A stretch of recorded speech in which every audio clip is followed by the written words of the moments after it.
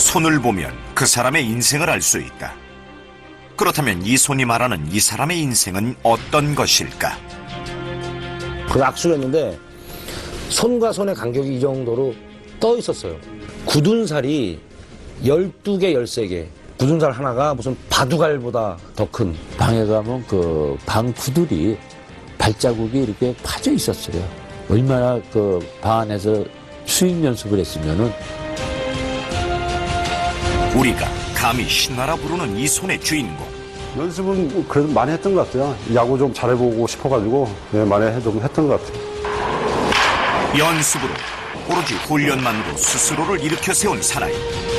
신념으로 운명을 이겨낸 연습생 신화 장종훈이다.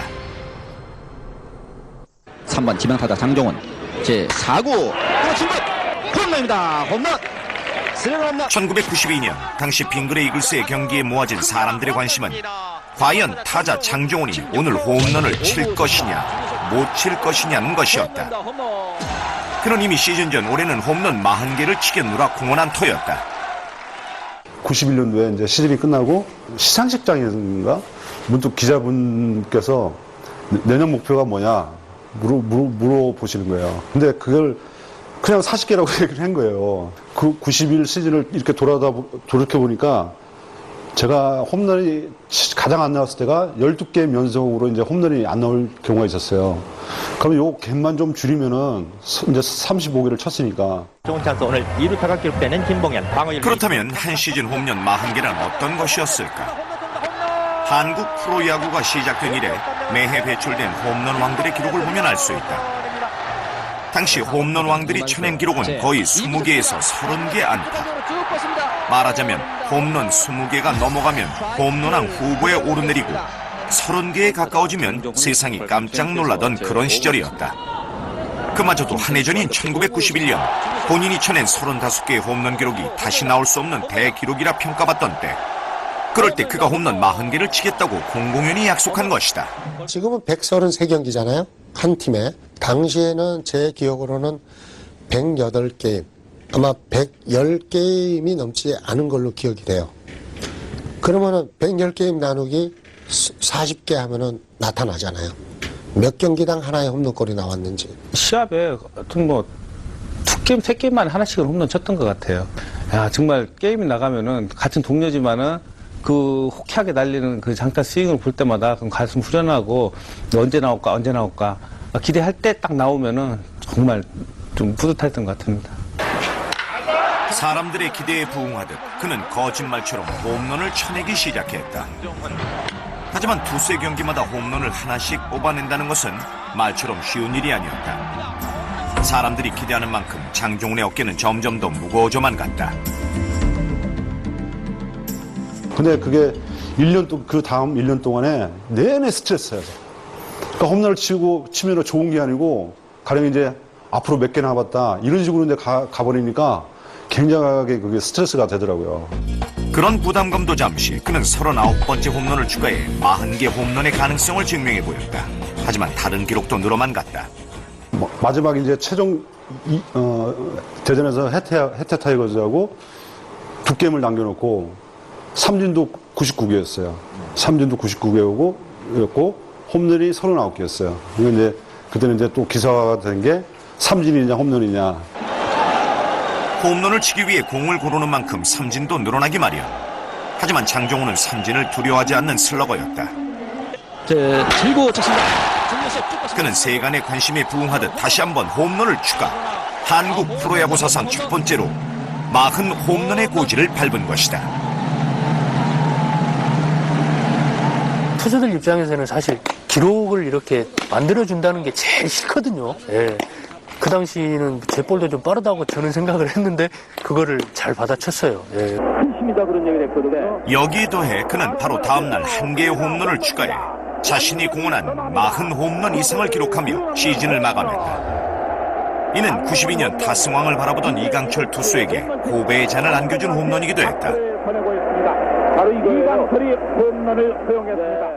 저한테는 제가 타이틀을 한번 가질 수 있는 거였는데 마지막 경기였어요. 92년도 7회인가 8회 같습니다. 8회 같은데 장종훈 선수에게 역전 홈런을 제가 맞은 걸로 기억합니다. 그거 하나로서 뭐 제 타이틀 인생이 없어진 것 같습니다. 제가 이제 목표로 한 40개를 이제 넘어서가지고 41개를 이제 목표를 달성을 했는데 타율이 2할 9푼 9리 3무예요. 가령 포블이라든지 한 번 나갔으면은 이게 반올림 해가지고 3할이 되는 건데 와 끝나고 나니까 정말 그게 아쉽더라고요. 진짜 아쉬워요, 진짜. 하지만 그의 홈런은 그럴 만한 가치가 있는 것이었다. 그가 쏘아올린 41개의 홈런으로 인해 대한민국 프로야구사에 새로운 가능성의 시대가 열린 것이다. 최초에 우리 홈런왕 해봐야 20개, 30개 미만이었잖아요.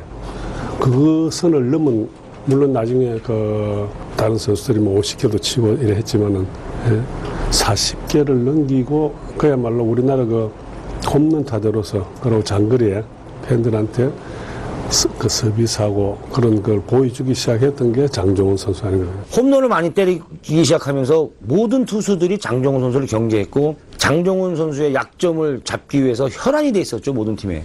그런데도 40홈런을 때려냈다는 거는 모든 투수를 이겼다는 거고 모든 코칭 스태프를 이겼다는 거고 또 모든 어떤 어려움 이런 또 힘든 점 이런 걸 다 이겼다는 거거든요. 이런 장타의 매력은 일본을 열광시키기도 했다. 91년 일본 나고야에서 벌어진 한일 슈퍼게임. 그가 여기서 대형 사건을 터뜨린 것이다. 쭉 뻗습니다. 좌측 가라나 파울폴. 홈런입니다. 홈런 선언하는 3루심. 일본 나가라가와 구장을 훌쩍 넘겨버린 대형 홈런. 타석에서부터 145m를 날아가 장외로 떨어진 개장 이래 가장 큰 홈런이었다. 정상으로 오기 때문에 오늘 한 번 정도는 기대해도 좋다는 말씀을 여러 번 드렸는데 한국 야구가 별 볼 일 없다는 일본 팬들의 머릿속에 자리 잡고 있었을 텐데 그나마 우리 한국 야구의 자존심을 세워준 그런 장애 홈런이 아니었나. 그때 제가 중계했어요. 놀랬죠. 일본에서는 그렇게 크게 친 선수를 못 봤죠. 정말 대형 홈런이 터져나오고 오죽하면 장종훈 선수의 그 홈런이 떨어진 장소에 기념비를 세웠겠어요. 야구장에 가보면은. 일본 야구장에 한국 선수가 친 홈런을 기념하기 위해 세워진 기념비. 장종훈의 홈런은 그 정도로 위력적이었고 그만큼 놀랄만한 것이었다. 그렇다면 도대체 어떤 방법이, 어떤 기술이, 어떤 힘이 장종훈에게 이런 홈런을 선사해 준 것일까? 그의 홈런은 도대체 뭐가 다르다는 것일까? 세간의 관심은 그의 홈런 속에 숨어있는 비결에 집중됐다. 왼팔이 중요하기 때문에 왼팔 연습을 좀 하고 있었어요. 오른손보다는 왼손이 더 중요하기 때문에. 타고난 힘과 훈련으로 다져진 유연성. 그것이 바로 치는 순간 넘어갔다는 인상을 주는 홈런을 만들어냈다. 그 선수가 처음 시작에 우측으로 밀어서도 넘길 수 있다는 그럴 가능성을 나머지 선수들한테 보여줬던 그런 선수가 아니에요. 장종훈 선수는 밀어쳐서도 홈런이 많이 나왔고 특히 센터 쪽으로 홈런이 많이 나왔거든요. 그것은 그만큼 타이밍이 좋았다는 얘기고 그만큼 신체적인 조건에 비해서 몸이 부드러웠다는 얘기죠. 이는 홈런 왕이라 불리는 다른 선수와 비교해보면 쉽게 알 수 있다. 3번에 걸쳐 홈런왕을 차지했던 이만수 그리고 장종훈. 이만수 선수의 당시 홈런은 거의 맞는 순간에는 좀 어퍼스윙, 좀 걷어 올리는 듯한 그런 느낌이었고요. 장종훈 선수는 그 큰 체격인데도 불구하고 스윙 자체가 레벨 스윙, 약간 눌러치는 듯한 느낌의 스윙의 메커니즘이거든요. 종훈이가 일단 임팩트에서 맞아서 나갈 때는 타구가 일단 담장 밖으로 넘어가는 타구들이 많이 있었어요. 내야수도 정말 한 발짝 옆에만 가면은 못 잡을 정도로 빠른 타구를 많이 날렸던 것 같아요. 비록 지금은 주목받지 못하지만 분명한 가능성을 갖고 있는 선수들에게 믿음을 주었던 장종훈. 이건 아마도 그 자신이 주목받지 못한 채 보잘것없는 신세로 야구계에 들어왔기 때문인지도 모른다. 그는 야구 엘리트 코스를 밟아온 다른 선수들과 전혀 다른 길을 걸어온 것이다. 어린 시절 야구를 하고 있었지만 그는 눈에 띄는 선수도 잘하는 팀의 선수도 아니었다. 대학도 프로팀도 원하지 않는 고교 졸업생. 그런데 우연한 기회에 당시 창단을 앞둔 빙그레의 연습생 자리를 얻게 된 것이다. 처음에는 그때 경남 창원이었어요. 창원에 이제 그 훈련지가 있어가지고 처음에 이제 아버지하고 이제 같이 갔다가, 그쪽하고 어떻게 연락이 좀 어긋나는 바람에 이제 허탕을 치고 아버지하고 이제 그냥 올라왔죠. 올라오는 그 버스 안에서도 많이 좀 서글펐고, 좀 일이 좀 잘 안 되는 것 같아가지고 좀 어린 마음에 좀 상처를 좀 받았었고. 당시 장종훈의 월급은 40만 원. 이마저도 창단을 앞둔 빙그레의 선수층이 얇았기 때문에 가능했던 일이었다. 지금 같았으면은 진짜 힘들었을 거예요, 아마. 선수들도 많이 두텁고. 근데 그 당시에는 저희가 창단팀이고, 그래서 타팀보다는 전력이 좀 춤도 얇고, 전력도 약하다 보니까 어떻게 보면은 운인 것 같아요. 그러나 그 연습생마저도 1년이 기한이었다.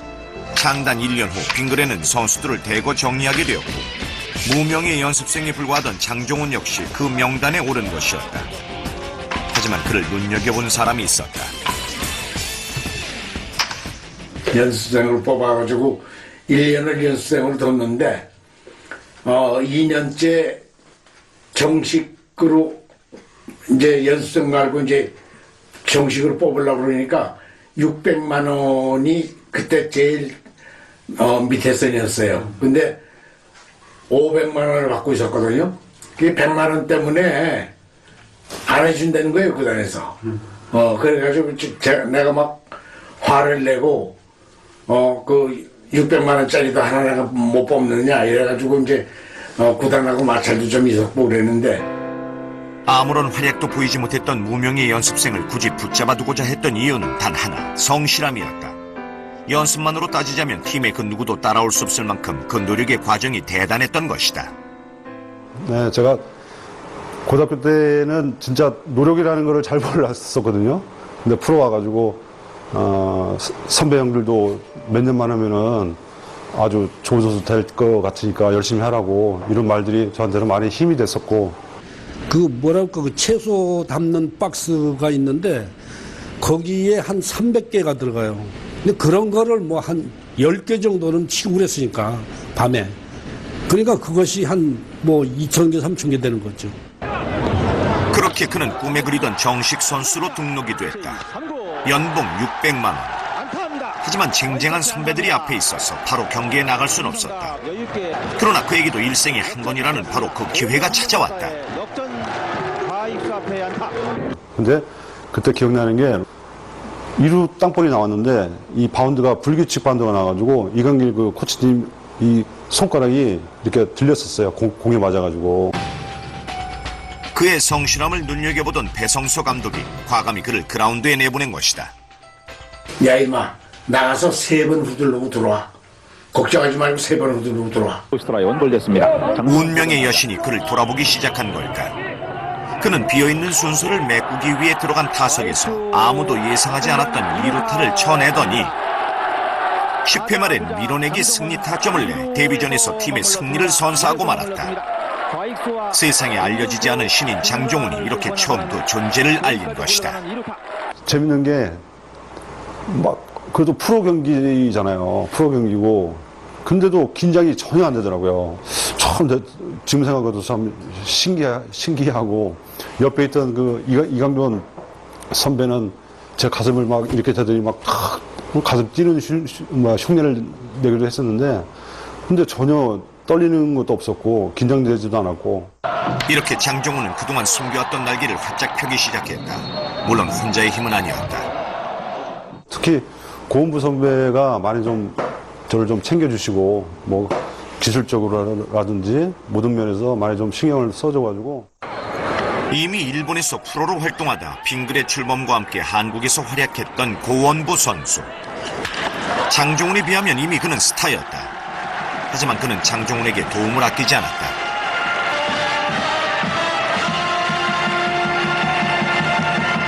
제가 하도 이제 방망이도 안 맞고 막 고민에 막 빠져 있으니까 이따가 12시에 저녁 12시에 옥상으로 방망이 하나 들고 오라고 말씀을 하시더라고요.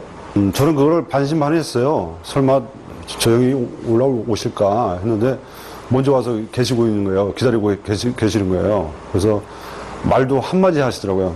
새벽 3시까지 스윙하는 거야. 타격 연습하는 거야 하시더라고요. 그래서 근데 진짜로 3시까지 말 한마디도 안 하고 그 돌린 적이 있어요. 근데 그게 말은 안 했지만 상당히 뭐라고 할까 굉장히 막 고마웠죠. 자기 시간 뭐 제쳐두고 그래도 후배를 위해서 그렇게 할 수 있는 선배가 몇이나 되겠어요. 선배 선수의 아낌없는 지원이 더해지자 그는 연습생의 티를 훌훌 털고 프로다운 면모를 갖추기 시작했다. 정상적인 훈련 전에 이미 그 친구는 전후로 해가지고 한 1000개를 소화를 해요. 그러면 또 실제 우리가 훈련할 때 한 400~500개. 그 친구가 또 야간 훈련 스스로 하는 거 합치면은 1500개에서 2000개를 하루에 소화를 시킵니다. 당시 그 소속팀 코치들이 장종훈 선수를 보면 도망다녔다 그러죠. 특히 밤에 경기 끝나고 또는 동계훈련 때 훈련 끝나고 장종훈 선수한테 잡히면은 밤새야 돼요, 같이. 내 폼을 내가 볼 수 없기 때문에 누군가 봐줘야 되는데 그게 바로 코치들이죠. 눈에 띄는 코치는 아무나 불러다가 봐주세요. 세워놓고 스윙, 새벽까지. 스윙 연습하는 본인이야 뭐 열심히 한다지만 지켜보고 있는 코치는 그 죽을 맛이거든요. 이렇게 되는구나. 이렇게 지독한 훈련으로 만들어진 손바닥은 사람들에게 놀라움의 대상이 되곤 했다. 이거 자꾸 칼로 이렇게 잘라줘야 돼요. 자꾸 이거 자라나니까. 그렇게 많이 베겨요? 네. 이게 저는, 이만큼 올라와요? 네, 남들보다 좀 많이 베기는 스타일이에요. 얼마나 휘둘러야 이렇게 사람 손이. 우리가 이제 곰 발바닥이라 하잖아, 손바닥이. 이 발바닥이 곰처럼 이렇게 불룩불룩 튀어나올 정도로 근육이, 아니, 굳은 살이 생기죠. 이 친구는 밤에 하는 일이 칼 가지고 그거 깎는 일이었어요. 근데 이게 깎다가 좀 무슨 기계로 깎는 것도 아니고 살짝 잘못하면 이게 터져요. 이게 쫙 갈라지는데 붕대를 이렇게 층층 감고 피가 철철 흐르면서 이제 스윙하고 게임하고 그러는데 이제 이거는 없어졌죠. 이거는 이제 방망이를 잡으면 생기는데 방망이를 이제 안 잡으면은 이제 없어지더라고요, 자연적으로. 네. 처음에 이거 손 때문에 좀 어디 이렇게 거슬림 좀 받기도 좀 무안했었고 그런 적이 있어요. 워낙에 손바닥이 막 못생겨가지고 그랬던 적이 좀 있죠. 굳은 살은 그를 배신하지 않았다. 4번의 골든글러브와 3번의 홈런 왕, 그리고 2번의 정규 시즌 MVP까지. 아무도 찾지 않는 무명의 연습생으로 출발해 최고의 자리에 오른 선수이기에 그는 남들보다 부지런히 더 많은 땀을 흘려야만 했고, 이는 곧 연습생 신화가 되어 장종훈 키즈, 제2의 장종훈 등의 신조어를 만들어냈다. 처음에 들어왔을 때 0번부터 51번까지 있었어요. 51번까지. 그러니까 저는 이제 탈 게 없으니까 52번을 달았는데 30번 넘어가면은 거의 이제 후보예요. 후보고, 소위 말해서 좀 떨어지는 선수들이었어요. 근데 그 1년을 하고 난 다음에 이렇게 보니까 35번 그 단 선배가 방출을 당하셨어요. 그래가지고 제가 이제 그거를 이렇게 가져왔죠. 좋아서 단 것도 아니고 그냥 52번보다 좀 낮은 숫자를 한번 달고 싶어가지고 그거라도 일단 달고 보자는 심정으로 달았어요. 조금이라도 적은 숫자를 달아보고 싶어서 무심코 가져왔던 35번. 하지만 그 35번이 이제는 이글스를 상징하는 상징으로 남았고 그 스스로 전설이 되었다.